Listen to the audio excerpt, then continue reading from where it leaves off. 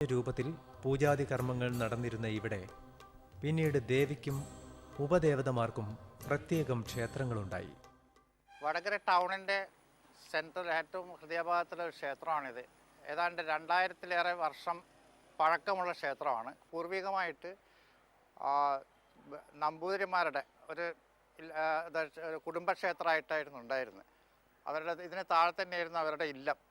അപ്പം ആ ഇല്ലം നശിച്ച് അതിനവരുടെ ഇത് ശരിക്കുള്ളതൊന്നും ചെയ്യാത്ത കാരണം അവരുടെ ആ ഇല്ലം നശിച്ചതിന് ശേഷം അത് പിന്നീട് ഇപ്പം 3 ഫാമിലി ഇതാക്കിയിട്ടാണ് ചെയ്യുന്നത്. ഒന്ന് പകുതി അവകാശത്തിൻ്റെ എടോടി തറവാട് എന്ന് പറഞ്ഞിട്ട് ഇവിടെ അടുത്ത് തന്നെയാണ്, ഒരു 100 മീറ്റർ അപ്പുറം തന്നെയാണ്. അതാണ് അവിടെ ആരൂഢ സ്ഥാനവും കൂടെയുണ്ട്.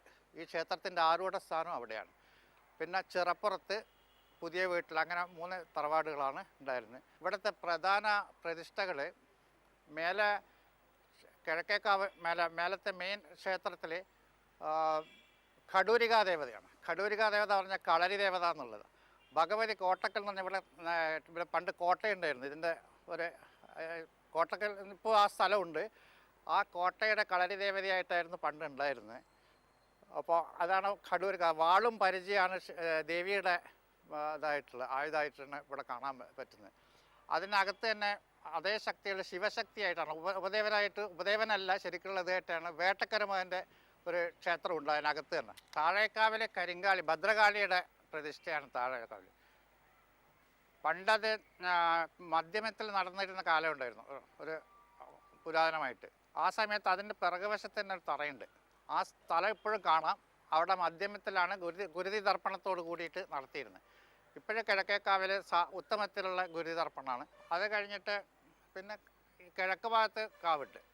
ഈ ഭദ്രകാളി ക്ഷേത്രത്തിൽ പണ്ട് ഗുരുതി തർപ്പണം നടത്തിയിരുന്ന കാലത്ത് ഇവിടെ കനലാട്ടം നടന്നിരുന്ന ഒരു സമയമുണ്ടായിരുന്നു.